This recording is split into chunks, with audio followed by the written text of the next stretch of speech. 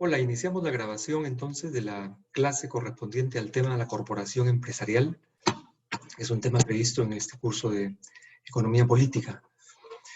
Voy a hacer una breve síntesis de las ideas centrales de los diferentes autores que contribuyen a esta reflexión, a este tema, los cuales han sido incluidos en la referencia bibliográfica del curso. ¿Okay?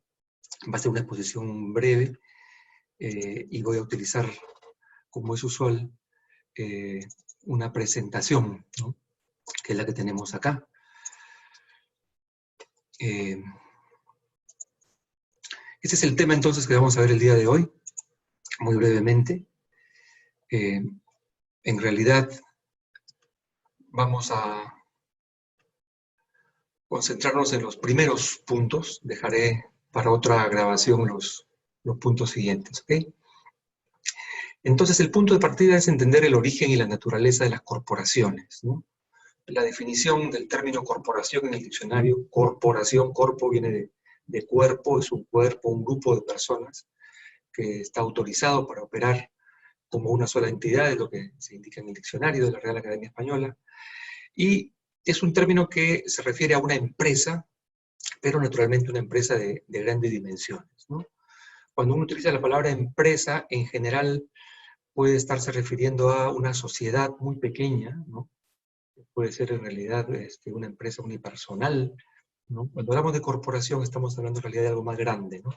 De un cuerpo, un grupo de personas que está autorizado pues, para operar como tal, ¿no? Lo importante de destacar aquí es que las corporaciones están autorizadas por el Estado para realizar funciones específicas, ¿no? Históricamente las corporaciones reciben una autorización que establece, por ejemplo, cuál es el tiempo de funcionamiento. Una de las más destacadas en la historia de las corporaciones británicas que operaba en la India, por ejemplo, empieza con un tiempo de funcionamiento de 15 años. Al final, bueno, ese tiempo es otorgado por la monarquía, ¿no? Y eso se va extendiendo indefinidamente y creo que llega a vivir como 200 años, ¿no? El monto del capital a invertirse, eso estaba incluido en la autorización que otorgaban los estados, cuáles eran los objetivos y las responsabilidades que incluían, por ejemplo, encargarse de pagar, ¿no? Las deudas que habían contraído, qué otras responsabilidades tenían frente al Estado y frente a terceros. Eso quedaba claramente establecido en la autorización que se les otorgaba, ¿no? Fueron inicialmente creadas, históricamente creadas, para servir intereses nacionales, ¿no? Y el bienestar social, ¿no?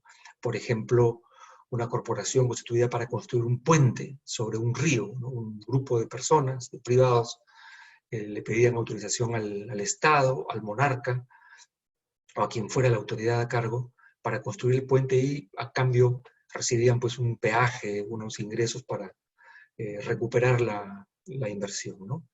El puente, la infraestructura en estos casos apuntaban pues a mejorar el bienestar social, en este ejemplo, facilitar el transporte, etc., ¿no? Jugaron también un rol destacado en los imperios coloniales, ¿no? De hecho, buena parte del tráfico de esclavos tiene lugar también como parte de las actividades de estas corporaciones, ¿no? Siempre fueron criaturas fueron entidades que requerían del permiso público, ¿no? Es algo que destaca el texto de Paladino. Esto es muy, muy importante, no se explica la existencia de las corporaciones sin referencia a una autoridad que les otorga la autorización para operar, ¿no? Un segundo punto que tiene que ver con el origen aparece acá ilustrado con esta diapositiva, ¿no? Derechos equitativos para todas las corporaciones, derechos iguales. Las corporaciones también son personas, es lo que dice esta pancarta. Dicho sea paso, esto aparece en el libro que tienen ustedes acá. Nosotros, las corporaciones, ¿no? Vamos a referirnos muy brevemente a la idea al concepto de persona jurídica, ¿no? Pero la historia es bien interesante, ¿no? En Estados Unidos, en el siglo XIX, ¿no? Digamos, con la guerra civil se hizo necesario otorgar derechos, ¿no? En particular a los esclavos que habían logrado su libertad. Algunos de ellos participaron como combatientes en la guerra civil en Estados Unidos. y se aprobó esa enmienda, ¿no? Que básicamente reconocía un conjunto de derechos a las personas de carne y hueso. Pero algunos abogados muy listos, ¿no?, de las corporaciones forzaron una interpretación en el sentido de que la palabra personas, ¿no?, no solamente incluía a personas de carne y hueso, a personas naturales, ¿no?, sino que argumentaron que las corporaciones también eran personas legales sujetas a los mismos derechos, ¿no? Eso está documentado en diversas investigaciones, en diversos estudios, ¿no? Y a partir del año 86, la Corte Suprema empieza a aceptar esta interpretación y se les reconocen a las empresas, a las corporaciones, un conjunto de derechos que antes no tenían. Por ejemplo, el derecho a comprar acciones de otras empresas, el derecho a la privacidad, ¿no?, a las libertades políticas y religiosas, que uno las entiende, pues, para las personas naturales, ¿no? El derecho a la libre expresión, ¿no? Cualquier persona tiene el derecho a expresar sus opiniones sin que sea perseguida por esa razón, ¿no? Bueno, todos estos derechos reconocidos, recogidos en la enmienda 14 de la Constitución norteamericana, fueron progresivamente otorgados también a las corporaciones, ¿no? Y en esa medida lograron acrecentar su poder, ¿no? En tanto personas, ¿no?, reclamaron, por ejemplo, el derecho a la privacidad, ¿no? Entonces ya no tenían la obligación de hacer transparentes sus informes contables, sus estados financieros. Lograron también, en tanto personas jurídicas, el derecho a financiar campañas electorales, campañas políticas, a involucrarse en actividades de lobby, de cabildeo. También eso vino en el siglo XIX a limitar sus responsabilidades. Ahí nace, pues, el concepto de responsabilidad limitada, en virtud del cual, si una empresa o los accionistas de una empresa toman malas decisiones, o sus gerentes, y la empresa quiebra, los accionistas se hacen responsables, pero solo hasta el monto del capital invertido, ¿no? Ese principio de la responsabilidad limitada hace posible, naturalmente, la movilización de capitales, hace posible la expansión de las corporaciones gracias a las inversiones, ¿no? Pero de hecho también se abusó de esta figura de la persona jurídica. Las corporaciones lograron, por ejemplo, derogar normas que fijaban tasas impositivas menores para las pequeñas empresas como parte de las políticas de desarrollo productivo de los países. Esto aparece detallado con otros ejemplos en el libro de texto que estamos usando en el curso, ¿no? Bueno, eso es entonces como introducción, ¿no?, al origen, a la historia de las corporaciones. He empezado naturalmente en la Edad Moderna. Con la Revolución Industrial, obviamente, toman un gran impulso las corporaciones y se van extendiendo por todo el planeta, ¿no? Ahora respondamos las siguientes preguntas, ¿no? ¿Qué es una empresa? Esta es una pregunta de carácter ontológico, ¿no? ¿Por qué existen las empresas? ¿Cuál es el origen de las corporaciones? De alguna manera he mencionado ya algunos datos al respecto. Y luego, finalmente, veremos cuáles creemos que deben ser sus objetivos, ¿no? Esas son algunas de las preguntas que vamos a responder, ¿no? Bien, como sabemos en economía, en fin, esto los economistas lo entienden con mucho mayor precisión, el concepto de empresa ha sido uno de los puntos más débiles, el talón de Aquiles de la teoría económica, ¿no? Un concepto vago, oscuro, enigmático. Ha sido descrita como una caja negra, ¿no?, como una función de producción, ¿no? Y esto es notable. Ronald Coase, un premio Nobel en economía, llamó la atención sobre el hecho de que es un poco raro que la empresa sea descrita en términos tan simples, ¿no?, cuando en realidad gran parte de los recursos en las economías se utilizan al interior de las empresas, ¿no? Entonces, ¿qué es una empresa? Hay varios enfoques, esto lo voy a pasar relativamente rápido porque en realidad corresponde con un desarrollo posterior. Hay 4 o hasta 5 enfoques en realidad, que son los que tienen ustedes acá. El enfoque tecnológico corresponde un poco con la tradición neoclásica, ¿no? La empresa es vista como una sinergia estática entre diferentes unidades que permite básicamente aprovechar economías de escala. Es la tecnología, ¿no?, lo que determina que sea más eficiente organizar la producción en una sola unidad en lugar de recurrir al mercado. El enfoque contractual, que se desarrolla gracias a la intuición de Ronald Coase, a quien acabo de mencionar, más bien contempla que la empresa es una entidad que no se limita, o su existencia no se explica por factores exclusivamente tecnológicos, ¿no? El enfoque contractual, de hecho, desplaza el énfasis de los aspectos tecnológicos a los aspectos organizacionales, ¿no? Plantea que realizar transacciones involucra costos, ¿no? Porque hay incertidumbre, porque hay oportunismo en la conducta de los agentes económicos. Entonces, las empresas lo que hacen es minimizar no solamente los costos de producción en el sentido tecnológico, como planteaba este enfoque, el anterior, sino minimizar también los costos de transacción. Entonces, la diferencia de este segundo enfoque en relación al primero. Incorpora entonces una mirada también a las instituciones de las cuales dependen en particular los costos de transacción. ¿Okay? Hay otro enfoque, un tercer enfoque, que es el enfoque de los contratos incompletos, ¿no? Desde esta perspectiva, ¿no?, los contratos son inevitablemente incompletos, ¿no?, debido a que hay un conjunto de contingencias que es imposible anticipar, ¿no? La realidad es una realidad con mucha incertidumbre, ¿no? Entonces las empresas son entidades que justamente permiten enfrentar esas contingencias, ¿no? Y el argumento central de esta perspectiva es que son los derechos de propiedad los que confieren autoridad, ¿no?, a las empresas, a los propietarios, ¿no?, sobre cómo se usan los activos, sobre cómo se organiza la producción, sobre la relación laboral y, en particular, el residuo, que es la diferencia entre los ingresos y los costos, ¿no? Dado que los contratos son incompletos, hay aspectos que no están contemplados en los contratos y los que se quedan con el residuo, ¿no?, asumen un riesgo, por lo tanto, son los propietarios, ¿no? Todo lo que no está establecido en el contrato, ¿no?, lo que está establecido en los contratos, ¿no?, de las empresas, da lugar pues a pagos, a remuneración de los distintos factores, proveedores, etcétera. Pero lo que no está establecido en los contratos es un residuo que constituye pues la ganancia capitalista con la que se queda la empresa, ¿no? Y esto ofrece pues una justificación racional para que se remunere a la propiedad del capital, con el argumento de que los capitalistas, los inversionistas, son quienes asumen los riesgos. Regresaremos a este tema más adelante.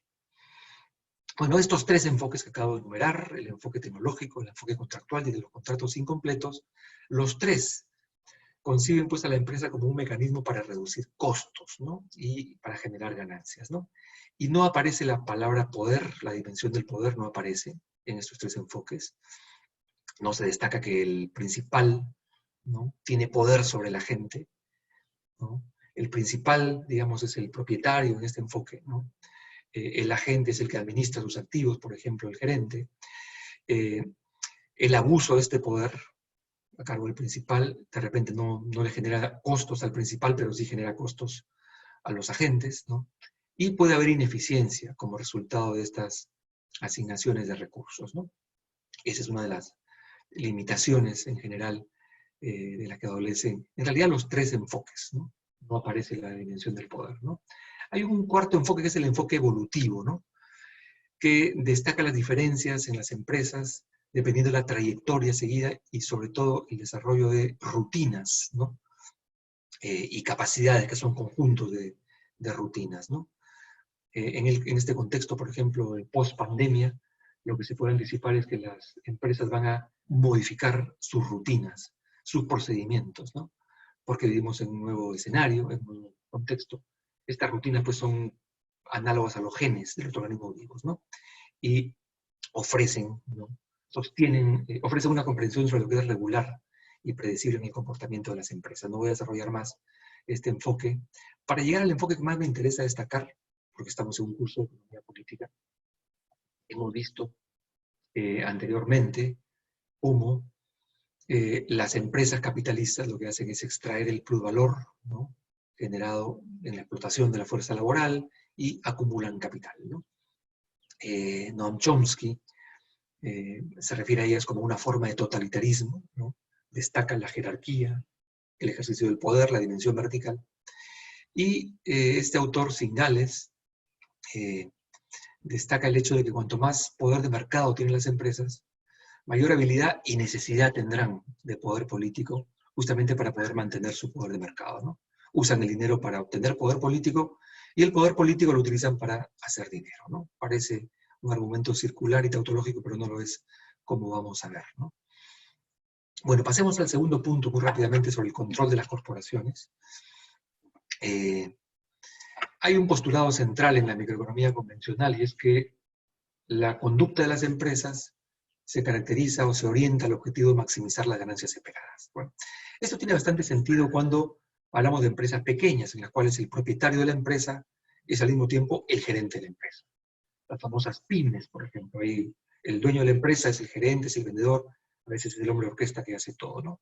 Pero cuando uno examina las corporaciones, que son empresas más grandes, uno advierte que se genera pues cierta escisión entre lo que es la propiedad, ¿no?, que residen los accionistas, y el control que está a cargo de a veces otras personas, ¿no? Está a cargo de gerentes y directivos que no son necesariamente los mismos, ¿no? Hay gerentes profesionales, gerentes a sueldo, etc. Cuando se produce esta decisión, no podemos aceptar tan fácilmente el argumento de que las empresas necesariamente maximizan las ganancias, ¿no? Como sabemos, el gobierno de las empresas, lo que es la gobernanza, tiene distintos niveles jerárquicos, ¿no? Está la junta de accionistas, que se reúne pues una vez al año, digamos, ¿no? Una de sus funciones es nombrar a los miembros del directorio, ¿no? Pueden eventualmente haber accionistas también como miembros del directorio. El directorio designa a los gerentes y a los directivos, el gerente general forma parte del directorio también, ¿no? Pero eso es una capa profesional distinta, que es la que dirige las operaciones de la empresa en el día a día, ¿no? El directorio sesiona pues, con cierta periodicidad, como sabemos, una vez al mes, cada 3 meses, dependiendo del tipo de empresa y el contexto en el que operan. Y luego tenemos a los trabajadores, ¿no? Entonces, aquí el postulado es que los gerentes y los directivos pueden tener objetivos distintos a los objetivos de los accionistas, de los propietarios, ¿no? Y lo que observamos es que los accionistas no tienen información completa, no conocen la tecnología de la empresa, no conocen al detalle la organización, los procedimientos, los protocolos, y no pueden observar directamente la conducta de los gerentes.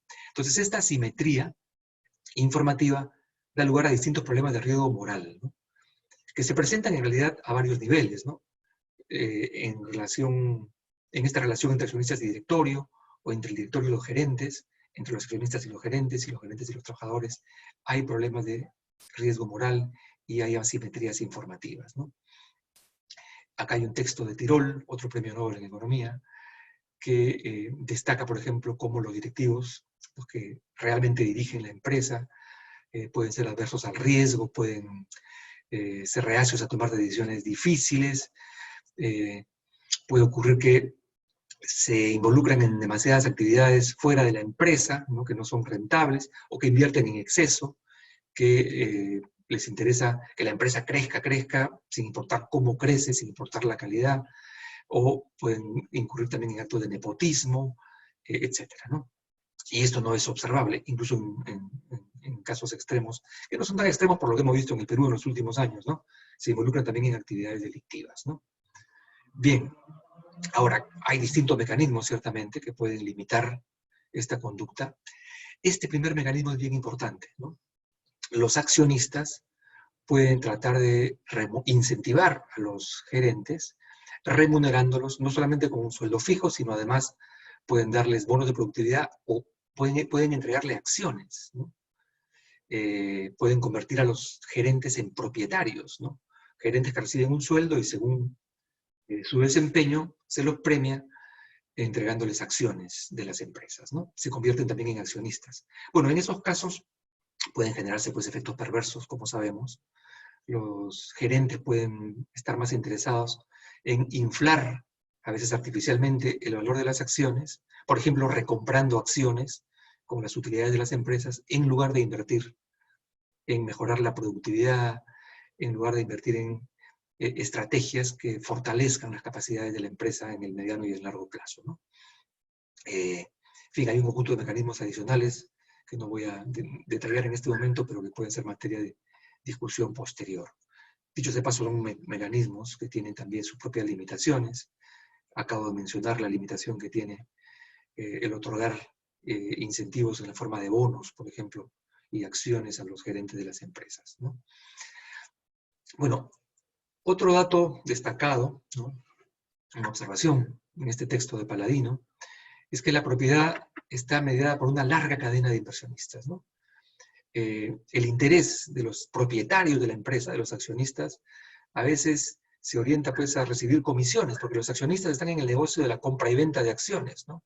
Y no les interesa mucho en realidad el crecimiento sostenible de la empresa, de la corporación en el mediano y en el largo plazo. Son accionistas, propietarios miopes que les interesa cuál es el precio en el día a día de las acciones y reciben en realidad comisiones, como se acaba de indicar acá.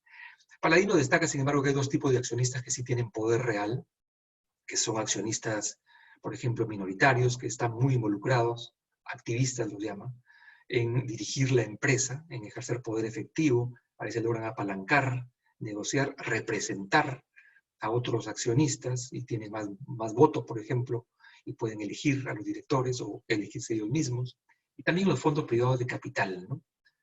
Que cuando se orientan con una lógica también cortoplacista de los mercados bursátiles, básicamente lo que quieren es extraer riqueza de las empresas, sin importarles su futuro, ¿no? Todo lo contrario de lo que haría pues, un verdadero propietario que se siente identificado con la empresa, ¿no? Observa Collier, ¿no? En este libro, El futuro del capitalismo, de aquí he tomado esta cita, que en el Reino Unido las familias fundadoras de las empresas que hoy son grandes corporaciones ya se desprendieron de sus acciones, ¿no? El control entonces se halla en manos de accionistas y el 80% son fondos de pensiones, ¿no? Y aseguradoras, empresas de seguros, y el lema que tienen ahí es, si no te gusta la empresa, vende las acciones. Entonces hay mucha rotación. Tanto así, vean ustedes, que en los mercados bursátiles ahora son algoritmos de ordenadores los que llevan a cabo las operaciones de compra y venta, ¿no? Hay programas muy sofisticados que se alimentan con la información de los mercados de valores, ¿no? Y de hecho, cerca del 60% de las transacciones del mercado de valores están automatizadas, es decir, no se llevan a cabo por decisiones que toman personas de carne y hueso, sino decisiones que toman ordenadores, ¿no? Que toman algoritmos, ¿no? Robots, para decirlo coloquialmente, ¿no? Bien, eso entonces en relación al control de las empresas, quienes ejercen ese control, ¿no? Bueno, ¿cuáles son los objetivos de las corporaciones, ¿no? Cuando uno se plantea la pregunta sobre los objetivos de las corporaciones, hay que distinguir dos tipos de preguntas. Una pregunta de carácter más normativo y una pregunta de carácter más positivo. ¿Qué cosa ocurre realmente? O sea, ¿cuáles son de verdad sus principales objetivos, ¿no? Sus verdaderos objetivos, ¿no? Vamos a responder solamente la primera pregunta y dejamos para más adelante la respuesta a las otras preguntas, ¿no? Básicamente lo que íbamos a hacer es confrontar dos modalidades de capitalismo: el capitalismo orientado a los intereses de los accionistas o el capitalismo que se orienta a todas las partes, ¿no? Lo que se conoce como el stakeholder capitalism, ¿no? Eso sería el shareholder capitalism, ¿no?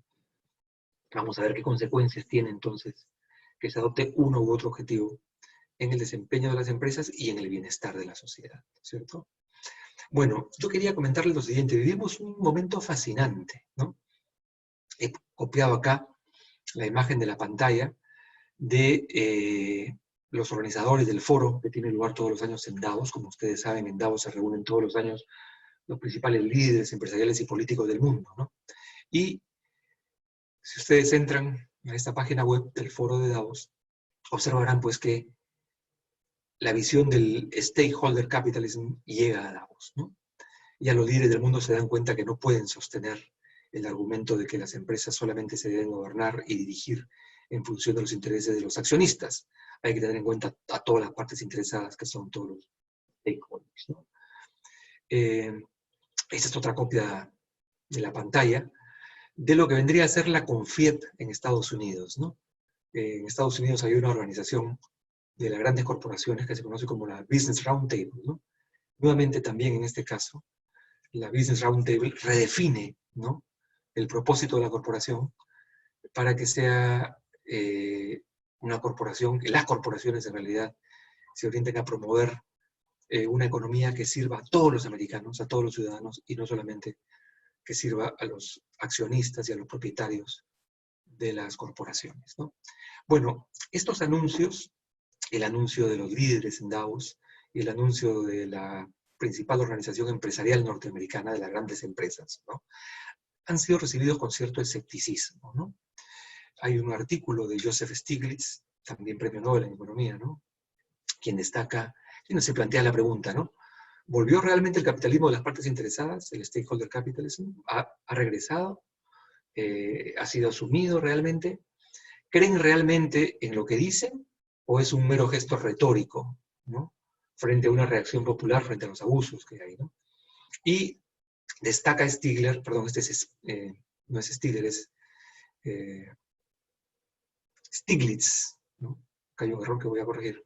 Stiglitz destaca que algunas de las empresas que suscriben ese comunicado, ¿no?, del Business Roundtable siguen recurriendo a los paraísos fiscales, mantienen subsidiarias, filiales en estos paraísos para eludir el pago de impuestos, ¿no? Destaca que la principal responsabilidad social de las empresas debería ser entonces pagar los impuestos en los territorios, en los países en los que operan, y sin embargo no lo están haciendo, y por lo tanto hay razones para ser escépticos de ese compromiso. En la misma línea, Roderick escribe un artículo en el mismo medio, ¿no?, de Project Syndicate, en el cual se refiere en ese artículo a estas declaraciones en Davos y de esta organización, y destaca que la agenda, ¿no?, de discusión sobre este tema que es tan fundamental no puede ser pues capturada por los intereses de las corporaciones. Las sociedades deben participar, ¿no?, en la discusión y en la reforma de la gobernanza corporativa de estas organizaciones, ¿no? Bien, esto nos lleva a un debate que es fundamental, digamos, que tiene sus raíces en un artículo que escribió Milton Friedman hace ya muchos años. Friedman señalaba que la única responsabilidad de las empresas es aumentar sus ganancias todo lo posible, ajustándose a las reglas, claro está, ¿no?, puesto que solo así beneficiaban a la sociedad, ¿no? Friedman se oponía a que las empresas asuman una responsabilidad social, sostenía pues que eso era aceptar las ideas socialistas, ¿no?, era reemplazar el mecanismo del mercado por mecanismos políticos. Dirá Friedman con mucha fuerza, con mucha convicción, de que las personas naturales pueden hacer con su dinero lo que les plazca, ¿no?, pueden llevar a cabo las acciones filantrópicas que consideren conveniente, pero las empresas, ¿no?, su única responsabilidad es con los accionistas, ¿no? Sus responsabilidades son artificiales, ¿no? Los dividendos que reciben los accionistas pueden ser entregados a causas sociales, pero son decisiones individuales de personas naturales que no pueden comprometer a las corporaciones, puesto que eso supone pervertirlas, ¿no? Ese es el argumento entonces de Friedman, ¿no? The business of business is business, es una manera de resumir lo que Friedman defiende, ¿no? Bueno, este argumento pues se basa en el viejo postulado de Adam Smith, ¿no?, de que puede surgir un orden racional sin necesidad de que una persona se preocupe de crear ese orden. Básicamente, empresas que compiten buscando sus ganancias, siempre que se respeten sus derechos de propiedad, que se protejan, siempre que compitan entre ellas, eso trae como resultado un óptimo, ¿no? Esas son las dos condiciones que acabo de mencionar, ¿no? Bajo estas dos condiciones, ¿no?, que son en general, que son condiciones más generales en realidad, ¿no?, dan lugar a este modelo, ¿no?, que los economistas construyeron en el siglo XX, que es el modelo que postula pues que el mecanismo de coordinación descentralizada puede asignar los recursos de manera eficiente, siempre y cuando se den estos supuestos, ¿no?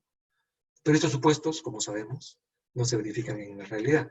Y por lo tanto lo que tenemos es lo que algunos autores describen como un capitalismo utópico, ¿no? En el capitalismo utópico, efectivamente, podría ocurrir lo que dice Friedman, ¿no?, que si todos buscan su interés individual, llegamos al óptimo paretiano. Pero la realidad es distinta, ¿no es cierto? Bajo los supuestos entonces de Friedman, si se cumplen todos los supuestos anteriores, lo que acabo de enumerar también, se alcanza este óptimo, ¿no? Eso explica un poco el razonamiento de Friedman. Bueno, lo que es interesante es que casi al mismo tiempo que Friedman escribe su artículo, Stigler, ahora sí Stigler, publica un famoso artículo, ¿no?, que se llama La teoría económica de la regulación, ¿no? En ese artículo Stigler concluye que como tesis central, dice, ¿no? Mi tesis central es que los intereses de los grupos más fuertes y organizados tienden a prevalecer sobre los intereses de los grupos más débiles, ¿no? Las corporaciones son fuertes, tienen muchos recursos, y sus intereses prevalecen sobre, por ejemplo, los grupos de consumidores, que son grupos numerosos pero dispersos, es decir, débiles, ¿no? Dirá que la regulación es adquirida por la industria, es diseñada y operada para beneficiarla, ¿no? Eso es una cita textual, bueno, ambas son citas textuales, esta es la tesis central, ¿ya? Entonces, las industrias más grandes, ¿no?, elaboran el argumento, tienen mayores posibilidades de influir en el proceso político, tienen más recursos, y cuanto más concentrada está la industria, más recursos puede invertir en actividades de cabildeo, ¿no? Esto tiene que ver con un argumento que explicaremos más adelante, sustentado en la teoría de la acción colectiva, ¿no? Grupos más pequeños, más reducidos, más cohesionados, de agentes con mayor poder, son grupos cuyos intereses prevalecen frente a los intereses de grupos más heterogéneos, más numerosos y más dispersos, que no tienen tantos recursos y tanta capacidad de influir en las decisiones. Bueno, llegamos casi al final de la exposición. Esta es la copia de la imagen de el Harvard Business School, la Escuela de Negocios de la Universidad de Harvard. El año 2015 organizaron un seminario, ¿no?, que denominaron la crisis en la teoría económica de la empresa, ¿no? Y escribieron un artículo los autores, son 4 autores, ¿no? Healy es uno de ellos. En ese artículo, ¿no?, básicamente lo que hacen es confrontar el argumento de Friedman, ¿no?, con el argumento de Stigler, ¿no? Friedman y Stigler, además, dicho sea de paso, como les comenté, escribieron el artículo casi al mismo tiempo, el año 70 y el año 71. Ambos son profesores de la Universidad de Chicago, pero trabajan de manera independiente uno del otro. Y lo que esos autores encuentran es que la teoría está en crisis porque no pueden tener razón ambos al mismo tiempo, ¿no? Argumentan, ¿no?, para elaborar el argumento, sostienen que la crisis en la teoría de la empresa tiene que ver con el poder político, ¿no?, o con la percepción de dicho poder que tendría la corporación norteamericana, ¿no? Hay una decisión famosa que toma el Tribunal Supremo norteamericano en el año 2010, que básicamente lo que hace es levantar los límites y las restricciones al financiamiento corporativo de las campañas electorales, ¿no? Entonces, dirán, y esa es la conclusión a la que llegan, que si las empresas pueden generar ganancias, no solamente produciendo los bienes y los servicios que ellas producen, sino influyendo en las reglas del juego, por ejemplo, financiando campañas electorales, entonces no es posible sostener el argumento de Friedman, ¿no?, de que al maximizar los intereses de sus accionistas, las empresas maximizan también el bienestar social, ¿no? Entonces, si entienden entonces la lógica del argumento, tenemos por un lado a Friedman, diciendo que la única responsabilidad de las empresas es maximizar sus ganancias todo lo posible, puesto que así benefician a toda la sociedad, y simultáneamente Stigler afirmando que, como regla general, las empresas, ¿no?, tienen intereses que logran prevalecer porque tienen mayor capacidad de influir, y como regla general, los reguladores son capturados por la industria y operan al servicio de la industria. Estos colegas de Harvard dirán que ambos postulados no pueden sostenerse al mismo tiempo, ¿no? Son totalmente incompatibles entre sí. Es decir, si las reglas del juego no son exógenas, como pensaba Friedman, sino que son endógenas, son parte del juego, entonces se viene abajo la teoría de la empresa, ¿no? No podemos responder categóricamente a la pregunta cómo se comportan las empresas y si ese comportamiento beneficia o no al bienestar de la sociedad. Bien, eso sería básicamente la presentación, y bueno, espero que la aprecien y que podamos discutirla más adelante.